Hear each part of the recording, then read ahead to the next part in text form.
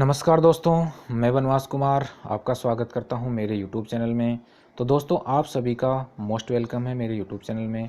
तो दोस्तों, आशा करता हूं कि आप सभी कुशल होंगे, प्रसन्न होंगे और मंगलमय होंगे। तो दोस्तों, कल के वीडियो में अपन ने देखा था कि रावचंद्र सेन का इतिहास अपन ने देखा था कि रावचंद्र सेन और अकबर के मध्य क्या क्या संबंध थे और रावचंद्र सेन और अकबर के बीच में क्या क्या हुआ था। तो रावचंद्र सेन की जब मृत्यु हो जाती है 1581 ईस्वी में, और 1581 ईस्वी में जब मृत्यु हो जाती है तो 1583 ईस्वी तक ये राव यानी अकबर क्या करता है कि मारवाड़ को खालसा घोषित कर देता है, जो 1583 ईस्वी तक रहता है। यानी कि 2 साल तक कोई भी राजपूत शासक नहीं बना था। खालसा घोषित करने का मतलब है कि 2 साल तक अकबर यानी कि मुगलों के अधीन ही था मारवाड़ का कोई भी राजपूत शासक नहीं बना था। अब देखते हैं आज की वीडियो में अपन पढ़ेंगे मोटा राजा उदय सिंह के बारे में। तो दोस्तों, मोटा राजा उदय सिंह के बारे में अपन इस वीडियो में डिटेल से चर्चा करेंगे। तो दोस्तों, मोटा राजा उदय सिंह का जो शासनकाल था वो था 1583 से 1595 ईस्वी तक। यानी कि मोटा राजा उदय सिंह का जो शासनकाल था वो था 1583 से 1595 ईस्वी, और ये किसके समकालीन थे? अकबर के समकालीन थे। यानी कि मोटा राजा उदय सिंह 1583 से लेकर 1595 ईस्वी तक इनका शासनकाल था और ये अकबर के समकालीन थे। मोटा राजा उदय सिंह को, यानी कि नाम तो उदय सिंह ही था, लेकिन इनकी जो उपाधि दी गई थी किसकी? मोटा राजा की। ये किसके द्वारा दी गई थी? यानी कि मोटा राजा उदय सिंह, नाम तो उदय सिंह था लेकिन मोटा राजा क्या थी? इनकी उपाधि थी। मोटा राजा की उपाधि दी गई थी, अकबर के द्वारा दी गई थी, ये ध्यान रखना। बहुत अच्छा क्वेश्चन है, पूछा जा सकता है कि उदय सिंह को मोटा राजा की उपाधि किसके द्वारा दी गई थी? अकबर के द्वारा दी गई थी।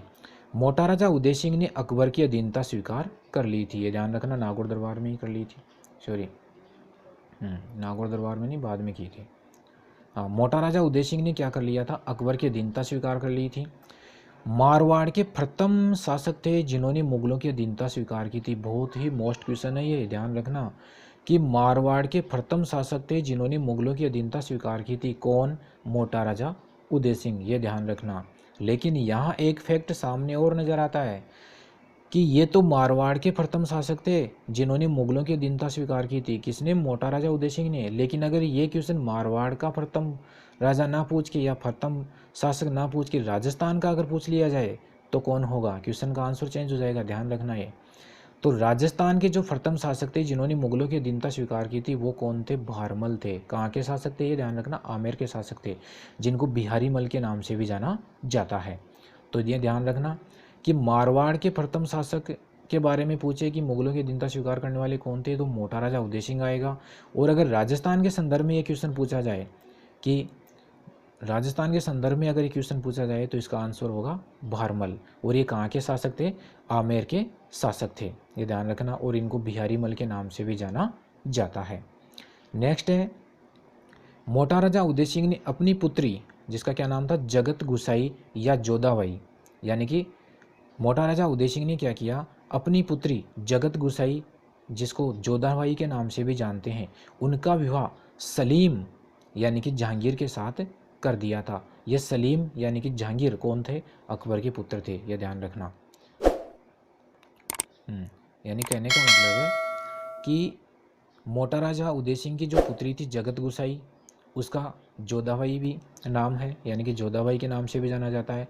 और सलीम जो बचपन का नाम था जहांगीर का, ये किसके पुत्र थे? अकबर के पुत्र थे। तो मोटा राजा उदय सिंह ने क्या किया था? अपनी पुत्री जगत गुसाई यानी कि वर्षे जगत गुसाई उर्फ जोधाबाई का विवाह किसके साथ किया था? सलीम यानी कि जहांगीर के साथ कर दिया था। ये प्रथम मारवाड़ के शासकों का मुगलों के साथ प्रथम वैवाहिक संबंध था, ये ध्यान रखना। यानी कि मारवाड़ के शासकों का मुगलों के साथ प्रथम वैवाहिक संबंध कौन सा था? यही था, यानी कि जगत गुसाई यानी जोधाबाई और सलीम यानी कि जहांगीर का जो विवाह हुआ था वो प्रथम मारवाड़ और प्रथम मुगल वैवाहिक संबंध था। नेक्स्ट है इसके बाद में कि मोटा राजा उदय सिंह और इधर है अकबर। मोटा राजा उदय सिंह की पुत्री कौन थी? जगत गुसाई थी। और अकबर का पुत्र कौन था? सलीम था। ये ध्यान रखना। यानी कि जगत गुसाई किसकी पुत्री थी? यानी कि जोधाबाई किसकी पुत्री थी? उदय सिंह की थी, यानी मोटा राजा उदय सिंह की थी। और अकबर का पुत्र कौन था? सलीम यानी कि जहांगीर था। इन दोनों का जब विवाह हो जाता है तो इन दोनों से पुत्र रत्न की प्राप्ति होती है।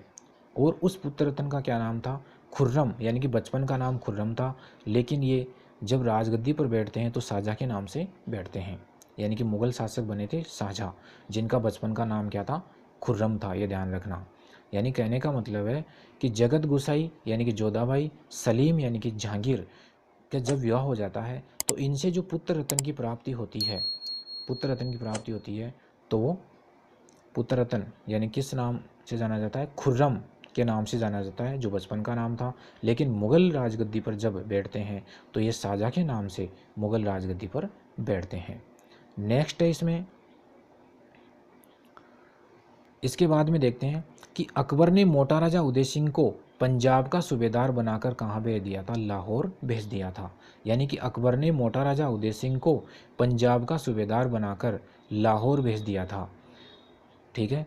तो मोटा राजा उदय सिंह का देहांत हो जाता है 1595 ईस्वी में लाहौर में।